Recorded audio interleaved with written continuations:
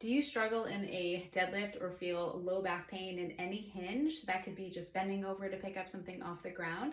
So during pregnancy and postpartum, sometimes our pelvis takes on a more externally rotated position. And with that, the outlet, the bottom part of the pelvis, tends to be more kind of closed. So we're in the more narrow presentation. So the muscles on the back side of the pelvis are a little tighter and in a shortened position. And in order to accomplish a good hinge, we need a lot of things to be able to happen.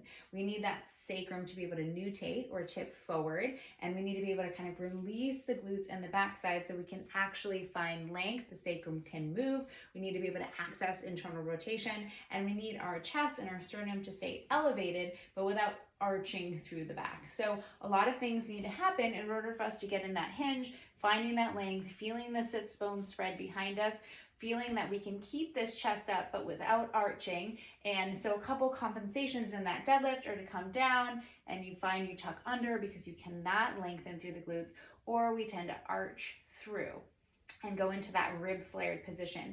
So a cue I love to teach with clients is a push-pull. So after we've been working on some of that posterior release work, thinking about going into your hinge and initiating that hinge and thinking about that pushing back at the hips, but also that little bit of a pull forward at the knees. So if I was there coaching you, I would think about pushing back, pulling forward, that push-pull, kind of that counter to one versus the other. So we have that push back with the hips and that pull forward in the knees. So we don't want to push the knees too far forward because then we're just kind of more doing a squat type movement, but we want to initiate at the hips, pull the knees forward a little bit, push the booty back. You can even place your hands back here on the booty and feel the booty spread and lengthen as you go into your hinge, and find the weight in the midfoot.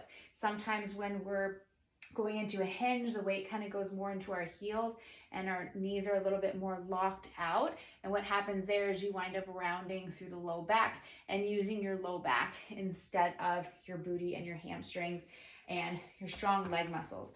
So when you go into that hinge, thinking about keeping the sternum lifted so that we're not rounding forward. I know that nursing and having larger breasts in pregnancy and postpartum tends to bring us into this position. So we want to also work on that chest expansion, initiate at the hips, finding that length, and we can find that push back and pull forward, finding the weight in the midfoot, and sense and feel those sits bones spreading apart. If you had a flashlight in your booty, it is shining towards the wall behind you.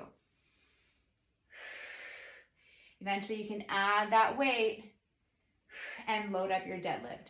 So think about initiating with the hip, pushing back, pulling forward slightly with the knees, and up. Push, pull. That is going to help you lengthen those glutes on the backside, feel that flow of air into the booty, and get a much more efficient hinge so you're not feeling that low back pain.